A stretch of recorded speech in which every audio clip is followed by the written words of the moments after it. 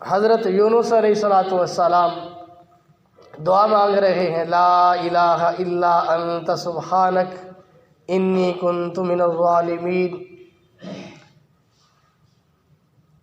اللہ تعالیٰ کی بارگاہ میں یونس علیہ السلام فریاد کر رہے ہیں، اے علاوہ تیرے علاوہ کوئی معبود نہیں ہے، تیرے علاوہ کوئی اس مشکل سے نکالنے والا نہیں ہے، میں ظالموں میں سے ہوں۔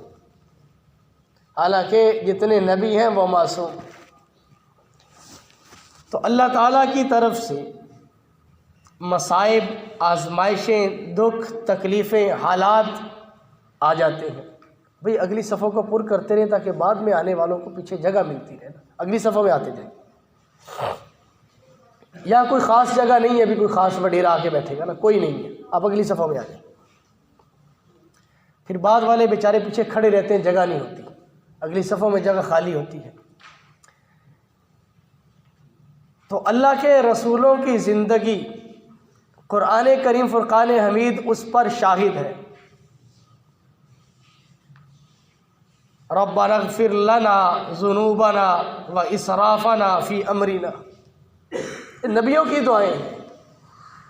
حالات، تکلیفیں، آزمائشیں اللہ تعالیٰ کے رسولوں پر بھی آئی اور یہ قیامت تک چلتی رہیں گی۔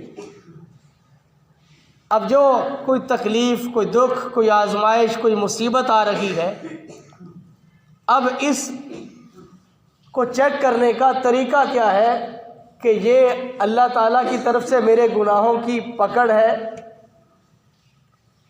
یا یہ اللہ تعالیٰ کی طرف سے میرے اوپر رحمت آئی ہے، میرے درجات کے بلندی کے لیے یہ حالات آئے ہیں، یہ بیماری آ گئی، یہ دکھ آ گیا، یہ تکلیف آ گئی، مالوں میں کمی آ گئی، کوئی بچہ دنیا سے چلا گیا۔ یہ جو میرے اوپر حالات آ رہے ہیں، اب آیا یہ حالات میرے گناہوں کی نحوست کی وجہ سے ہیں، یہ سزا کے طور پہ میرے اوپر آئے ہیں یا میری آزمائش کے لیے آئے ہیں؟ اس کے لیے کرائیٹیریا کیا ہے؟ اس کو چیک کرنے کا طریقہ کار کیا ہے؟ ویسے تو ہمارے ہاں عموماً کوئی دوسرا بیمار ہو، کوئی دوسرا دکھ تکلیف میں ہو تو کہتے ہیں دیکھا اللہ نے اس کو پکڑا ہے، اور اپنے اوپر ہمارے جتنا بڑا حال آ جائے کہتے ہیں یار کسی کی نظر لگ گئی ہے، اپنے گناہ ہمیں نظر نہیں آتے۔ ہم تو پارسا نیک متقی لوگ ہیں، ہم اپنے آپ کو سمجھتے ہیں ہم بڑے نیک ہیں، اور قرآن کریم فرقان حمید جو نبیوں کی زندگی کو بیان فرما رہا ہے، نبیوں نے تو اللہ کی بارگاہ میں اپنے گناہوں کا اقرار کیا۔ وہ ایسی پاکیزہ اور افضل ترین ہستیاں، وہ کہہ رہی ہیں ربنا ظلمنا انفسنا، وہ کہہ رہے لا الہ الا انت سبحانک انی کنت من الظالمین، وہ کہہ رہے ہیں ربنا اغفر لنا ذنوبنا واسرافنا فی امرنا، اللہ ہم نے اپنے معاملات میں حد سے تجاوز کر لیا، ہم سے گناہ ہو گئے تو ہمیں معاف کر دے۔ اور ہم لوگ کسی کی نظر لگ گئی ہے، ایک ذہن یہ ہے کسی کی نظر لگ گئی ہے، اور دوسرا ذہن یہ ہوتا ہے کسی نے کچھ کر دیا ہے۔ یہ دو ہی ذہن چلتے ہیں ہمارے معاشرے میں، بہو نے کر دیا ہے، ساس نے کر دیا ہے، چچا تایا کے لوگوں نے کر دیا ہے، اس سے آگے ہم نہیں جاتے۔ اور جو نبیوں کی زندگی ہے، جو نبیوں کا انداز ہے، وہ اللہ کی بارگاہ میں اقرار ہے۔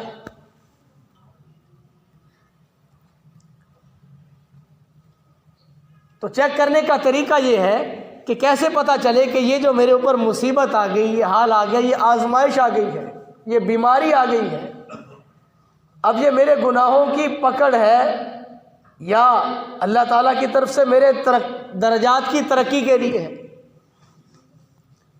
تو علماء نے لکھا ہے کہ اگر تو یہ مصیبت، یہ آزمائش، یہ بیماری اسے اللہ سے دور کر دے اور گناہوں میں مبتلا کر دے تو یہ گناہوں کی سزا ہے جو یہ گناہ کرتا ہے، کیونکہ گناہوں کی سزا میں گناہ اور بڑھتے چلے جاتے ہیں۔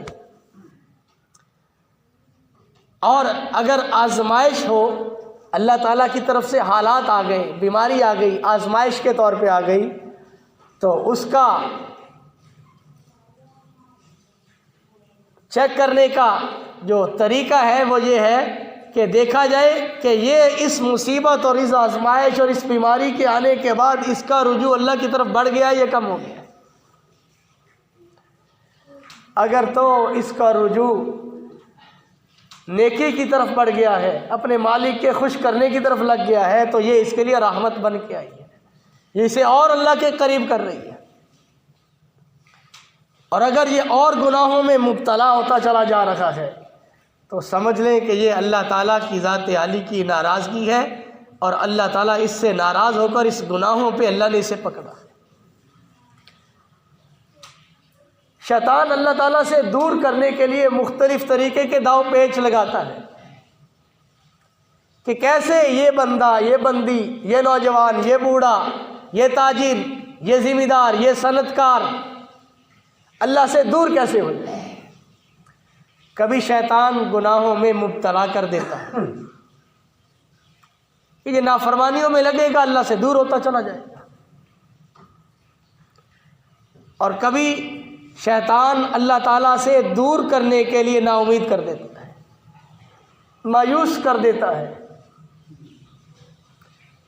اس مایوسی، اس نا امیدی سے بھی بندہ اللہ سے دور ہونا شروع ہو جاتا ہے، اور اس کے مختلف وار ہیں۔ کبھی تو اپنے دل میں ڈالتا ہے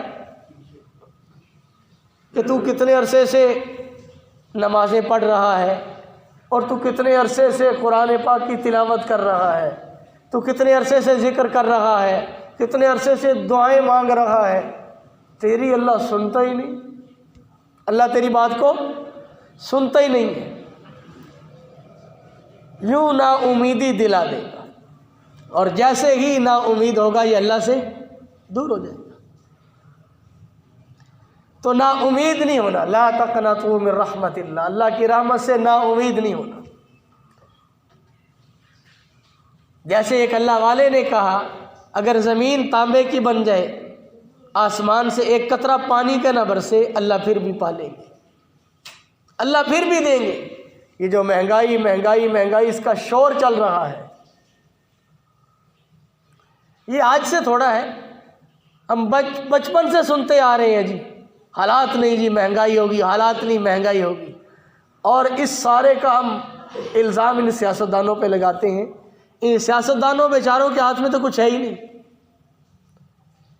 یہ تو ظہر الفساد فی البر والبحر بما کسبت ایدی الناس، یہ میرا اور آپ کے ہاتھوں کا کیا ہوا ہے۔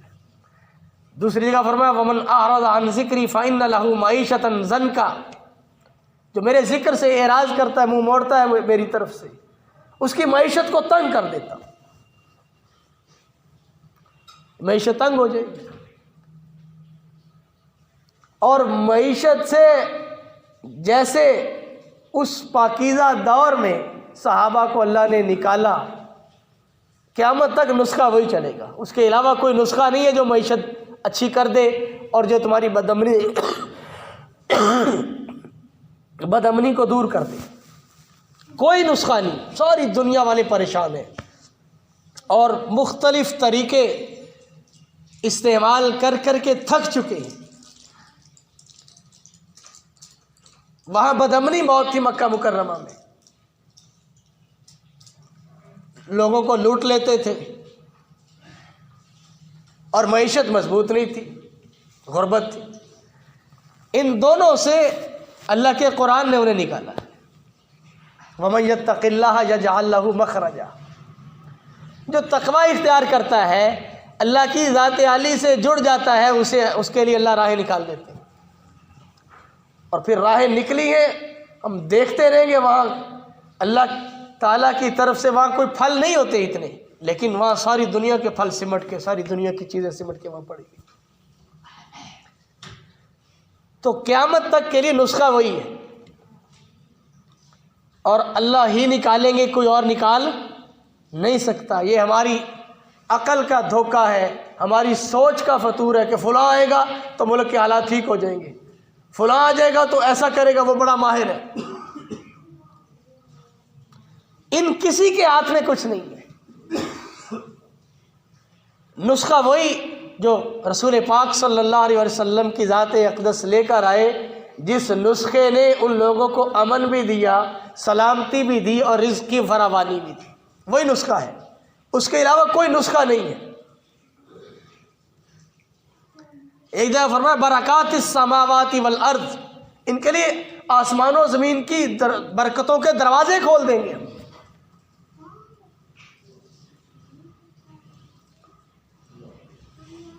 تو اللہ تعالیٰ کی ذات عالی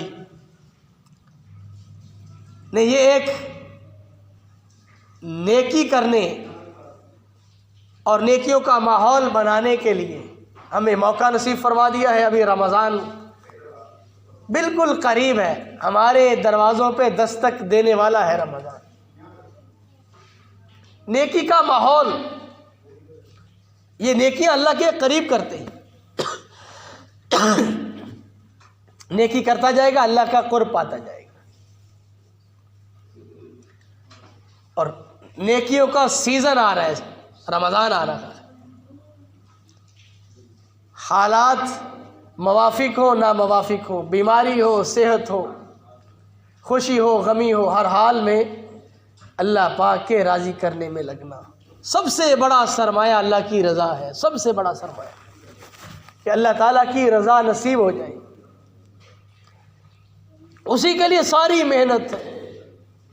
رسول پاک صلی اللہ علیہ وسلم کی ذات اقدس نے ہمیں حکم تو گھر کے اندر نیکی کا بنانے کا ایسے فرمایا جس کا مفہوم ہے کہ بچہ بچی 7 سال کا ہو جائے تو اسے مصلی پہ کھڑا کر دو، کہ یہ بچہ بچپن سے نیکی میں لگ جائے، عبادت میں لگ جائے، ایسا گھروں میں ماحول بنا دیا جائے۔